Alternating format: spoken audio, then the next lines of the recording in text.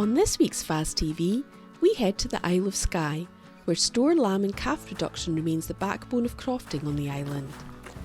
Woodland can provide a multitude of benefits to your croft, so we visited crofter Phil Knott along with Gordon Cumming from the Woodland Trust to hear how integrating woodland can benefit crofts on Skye and beyond.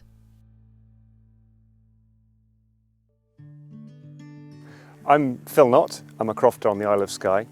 We moved to this croft 9 years ago, and it was at that state planted up with trees. So most of the trees you see around us here, they were planted up before our time. What we noticed with that croft straight away, it was a nice sheltered spot. Both my partner and I had aspirations for horticulture and for a range of other activities. So we thought this is the croft for us.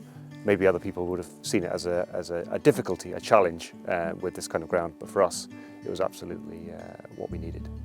So this croft is not really an average croft. It was planted up under what was a forestry grant scheme with a different title back about 20 years ago. So this croft has a deer fence and it is planted up with a high density of native broadleaf trees. So for many folk that would be a challenge. For us, it presented an opportunity. We don't have a common grazing share with this, so everything we've got is in our 3-hectare site. We don't have any livestock in this ground. When we first moved in to this plot, we weren't able to graze it. It was part of the conditions of those trees that we had to keep it going.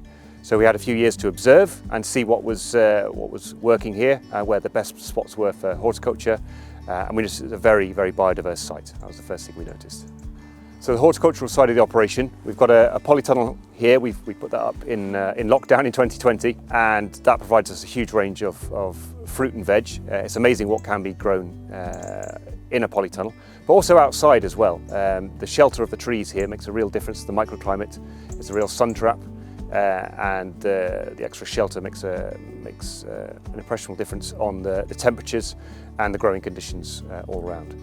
So the trees that shelter the polytunnel, they are fantastic at screening it, and we've got no concerns about wind or anything like that, because obviously a polytunnel is a structure that can potentially blow away. Right now, I also use that polytunnel for propagating trees, and it's a really nice spot to be working in. So it's actually my office for a lot of the time of the year, where I'm grafting trees, and then those trees get a few weeks of kind of nice warm weather to heal up, and then I move them out. So it's for fruit and vegetables, but also for developing a tree business. Yeah, so I started the fruit business just a couple of years ago. So I've always been interested in growing trees, and I've been growing native trees here for many years, mostly for supplementary planting here and for other people's crofts. What I found, we planted fruit trees when we first moved in here. That was 9 years ago, and we thought that's an experiment. It's a risk, but we've got deer-proof site, we've got a sheltered site. Let's give it a shot. There's very little experience of fruit here. We planted the fruit trees, and lo and behold, they are thriving. Some have done better than others. What we realised, there was a lack of information on that. And then who do you go to speak to about local fruit? There isn't anyone really. There isn't much of a fruit culture here, but the growing conditions for fruit are fantastic with the right amount of shelter. So 9 years on, we found we've got an orchard now. We can use that word, we've got an orchard, and other people were really keen on what fruit we had here and how it was thriving. And we get a lot of questions and inquiries. So from that, it created a demand for the business. I started grafting. That's the real skill of taking a variety of fruit and grafting onto the trees, putting a little bit of scion wood, or in this case, a bud onto the tree of the variety that you like. Here you've got a Gravenstein, you've got Egremont russet, varieties that do really well here. And some we're experimenting with as well. We're going to try with different varieties that may or may not do well here, but no one's done that before. So it's part of my work is to experiment and get the trees out there. And there's lots of people that are keen to help me support in that, offering up sites for planting. And I'm putting in 500 fruit trees in the local area alone this winter. So there's huge demand from that. Next year I plan to scale, potentially selling 1,500 to 2,000 fruit trees. And that's all aimed to be local in the Highlands and Islands of Scotland. So as a part of the work that I've been doing is trying to find out what apple varieties are already here and what varieties that would do well. If you've got a variety of tree that's been here for 60, 70 years and is actually surviving still on Skye, then that's some pretty good genetics. A lot of the modern varieties of fruit you stick out and they do struggle. So anywhere that I can find fruit trees across Skye that are still doing fine, particularly where there haven't been any management at all, then those are some good genetics. And in many cases, there's no names attached to those. We don't know what varieties they are. They may be a pip, they may be a seedling.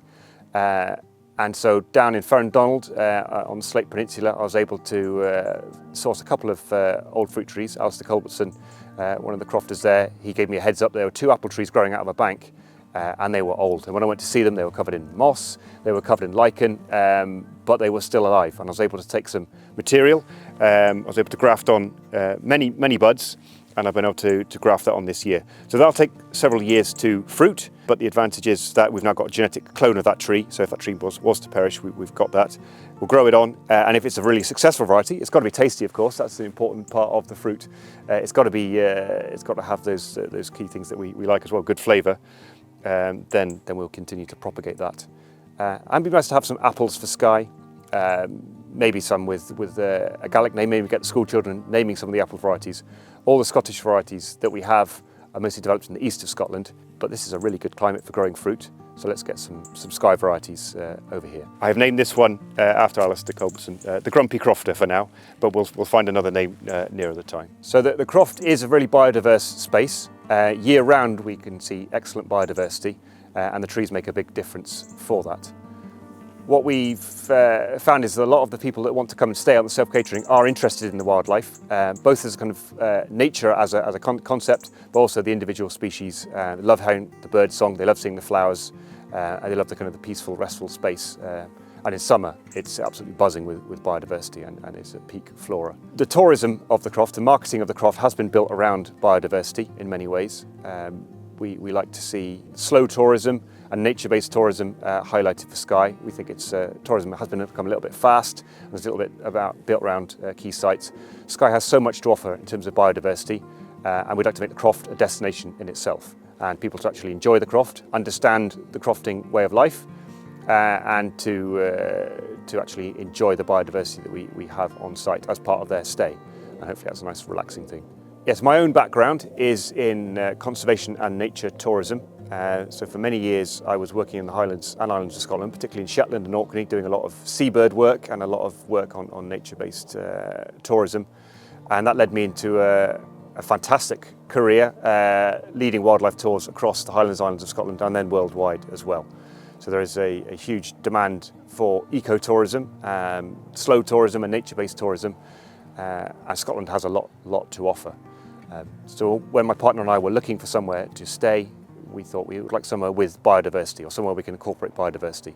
And when we looked around here, we found biodiversity straight away. So it's a good starting point. It's something we would have built on already. So we're biologists as well. So my partner is also interested in natural history. And so we've been recording everything we've been seeing here for the last 9 years. So our moth list is a very niche thing of recording moths, but using a light trap you can record all the moths throughout the year, and we've recorded 300 species now. And on a busy July and August night there can be up to 1,200 individual moths in the moth trap, all drawn in from just a few hundred metres from around here. That's an incredibly biodiverse site, and half of those moths are tied to the trees and shrubs that you see here, and the other half kind of to the local native grasslands as they come. Bird life is also really strong. We have fantastic dawn chorus here. We've recorded 95 species of bird now on the Croft, but for us it's that April-May dawn chorus is superb. These young trees and this site offers a great array of warblers in particular. And it's a cacophony of birds, and that's a big part of the tourism we have here as well. So happy to offer dawn chorus walks to people that stay here, and also happy to offer natural history options for folk on the Croft and locally as well, because I feel it needs to be showcased. Yeah, so I would say technology is one of the main leaps forward when it comes to natural history and biological recording. We're a generation now where we're engaged in technology maybe too much, and we're not engaged in natural history as much, but there's fantastic apps out there that are available for everyone. Some are free, some have a small charge on them, but they're able to record using the camera and also using the microphone, all range of natural history. So one of the ones that I really enjoy using is the Merlin Bird app, and that is able to listen and record and then tell you, based on where you are, what birds you've got in your location, and it is incredibly accurate. Speaking from someone with biological knowledge, it really is very good, And I've tested it on some really tricky birds, and it does tend to work.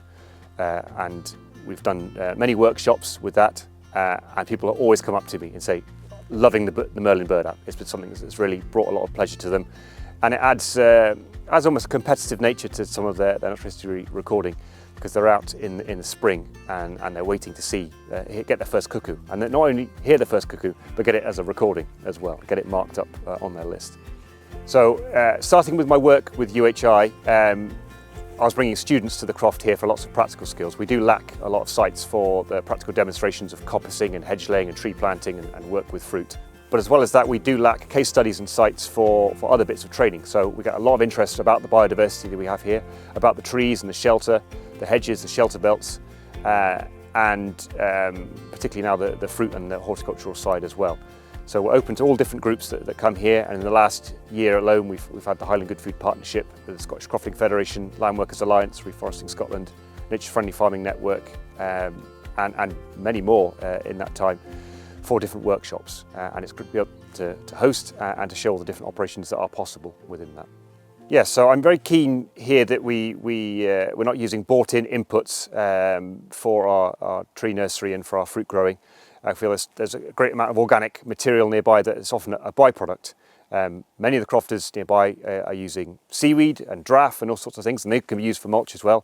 I'm experimenting with coffee grounds. There's a huge number of people that come through Skye every year. I don't know what the numbers are, but the vast majority of them have a cup of coffee at some stage throughout their stay. I collect from just one coffee house as you come onto Skye, and that equates to around about 45 kilos of grounds per week. Which is a very highly nutritious mulch. It's great for feeding the plants, it's great for mulching the plants, and in the first 6 months it seems that it's actually fairly toxic for seeds, as it's great for mulching things, and you don't get any weeds coming up through that. Yet in the longer term it seems to feed and provide a great nutrition. So a few more experiments to do on the coffee grounds, but for me so far it seems to be a great use of a byproduct, and they're delighted to get rid of it. It's too much for them to deal with at any moment. Yeah, so we've had a few difficulties accessing grants. So we produce about 1,500 fruit trees a year, and fruit trees, if it was an orchard itself producing fruit, that's primary production of food. However, the production of those trees is not primary production and is therefore seen as forestry. However, the forestry, they're very supportive of the operations we've got here, but this is not the kind of things that they currently support. So they tend to support the growing of native trees and forestry trees. So we've missed out a little bit on that one, and we're not primary production, so we're not able to benefit from grants for food production from a crofting side as well. It's meant that the business has grown slowly and I've been building up through demand here, but I would rather have been able to get a grant to kind of help kickstart the business. But maybe with a change in the National Development Plan, we may see tree nurseries and fruit tree operations brought in as possible diversifications. The drivers for us with our operations on the Croft, I mean, we're immensely proud of what we've achieved in our time so far. The grade of ground here is a difficult bit of ground. It's challenging. We've got good aspect here, but on the whole, we've got no flat ground. We've got not much we can work with. We've got to make do with the best we've got. Without a share in the common grazings, and with the fact that this was under grant conditions when we moved in, we had to kind of evaluate what we had and then make the best of it. And I think having it as a site for multi-purpose growing, having it as a site for our family, having it as a site which is high in biodiversity, and then offers a lot for training is really heartening for us. We're able to provide service for the community and a livelihood for ourselves as well. So we've been here 9 years now. Looking forward for the next 5 years, 10 years, this site is continuing to be managed. So we're not here as a static bit of woodland. We are here to manage this site for the biodiversity, for the timber products, for all the other products that we can get out of it, continue to let our orchards flourish and hopefully expand our horticultural aspects here as well. My partner also does basketry willow, and we hope to be able to expand that and offer more and more training and workshops and welcome as many people that are as keen to come as possible. Phil has received support in the past from the Woodland Trust, and so now we speak to Gordon Cumming of the Woodland Trust to explain what benefits woodland can provide crofts. Hi, my name is Gordon Cumming and I'm a Croft Woodland Project Advisor. I'm employed by the Woodland Trust, and I cover the area of the South Highlands and the Northern Isles. I'm part of a team of 6 advisors who cover the whole of the Crofting counties, and we provide that woodland creation and woodland management advice for crofters, smallholders and landowners and communities throughout the Crofting counties. So it's restricted to that area, and it doesn't just apply to crofters. It's anybody within those areas that we can provide support for. I'm here today looking at this hedge on Phil Knott's croft. It's great to come and see this. I know it was planted 6 years ago, and you can see how high it has grown. The hedge was designed, and the materials, the trees and the guards were provided through the Woodland Trust More Hedges scheme. That scheme provides 60% or supports 60% of the cost of the trees and the supply of any guards that are needed for planting, and we provide a mix of native hedgerow species. So you can see this one's dominated by hawthorn. There will also be blackthorn and hazel and holly in here, maybe some crabapple and other species. So this hedge, as you can see, it's thriving in this environment. It's providing shelter for what the crofter's hoping to do either side, and it's providing connectivity between areas of woodland habitat on the croft. So it's really taking off now. It's starting to create that boundary between different areas, so it could be used as a boundary for livestock if it was managed further. So Phil, when we started this project, Phil would have come to us and he'd have sought advice on the location of the hedge and how it would need to be protected, and how we would go about actually the establishment phase, getting the trees to grow, looking after them, protecting it from rabbits and sheep and so on. And clearly he's done a great job of that. The hedge has taken off nicely now, and he's been able to remove any guards, and he'll be able to lift any mulch materials off it now. The hedge is now established. It can do its own thing, or it could be cut back and managed if he wants it to provide a better barrier to prevent livestock movement. Grant support from the Woodlands Trust. We ask crofters like Phil or other clients to sign a More Hedges agreement. That releases the funds and provides us with the details of what we're going to deliver, and within that the contract requires the crofter to maintain the hedgerow for 30 years, and if there are any issues down the road, we'll work with Phil to deal with any problems. If we notice there's any areas where he's had dieback or there's hole in the hedge, we can help him with sourcing the trees to fill any gaps, and we can support the cost of those additional trees through the More Hedges grant. And once the 30 years, the agreement lasts for 30 years, and once that's over, the contract is over, it's finished at 30 years. There are lots of benefits for establishing woodlands on crofts, and I find it varies greatly from location to location, from croft to croft or farm, and it depends a lot on the conditions on the croft, and it depends a lot on what the crofter's actually looking to achieve. So woodlands on a livestock croft, for example, woodlands can help by providing shelter, and they're also they're helping to recycle nutrients, so they're improving the soils and improving the grazing conditions for the livestock. If the crofter's looking at more of a kind of crop production situation, again, trees are there and help with providing shelter and cycling nutrients. They can also help with drying soils and managing water content in those soils going forward. They also provide, a great opportunity for diversification on crofts. I see a lot of crofts, just like we're here on today, where the trees have actually provided a whole number of opportunities. And I see crofts where people will put trees in to just create shelter or to create a nicer environment for their kind of holiday tourism type schemes. So I see a lot of campsites and glamping pods, but other forms of diversification into kind of non-timber products, such as nuts and berries, or growing willow for basket making, all of these kinds of things. So Woodlands on Crofts, it just depends a lot on what the client is looking for, and we can come and look at it, we can talk to the crofter, we can see what they're looking for, and we can advise them on what kind of trees would best fit, or what kind of design and trees would best fit the outcomes that they are looking for. And we can't always come up with an answer. It has to be said, there are crofts that we go to where they might have other biodiversity or interests, or the wrong soils, or it's just too exposed. So we're also there to try and help prevent landowners and crofters from making mistakes, is one thing. We want to make sure that we're putting the right kind of native trees and woodlands into the right situations, and ensuring that the crofters or farmers are getting the most out of those trees. I think the Croft Woodland Project advisory role provides a really important service for landowners. I think most crofters and landowners are familiar with the ground, and they know what they would like to see happen, and they're aware of the benefits that woodland could provide for their aspirations going forward. But there's just little gaps in the knowledge there, and there's a fair amount of bureaucracy involved.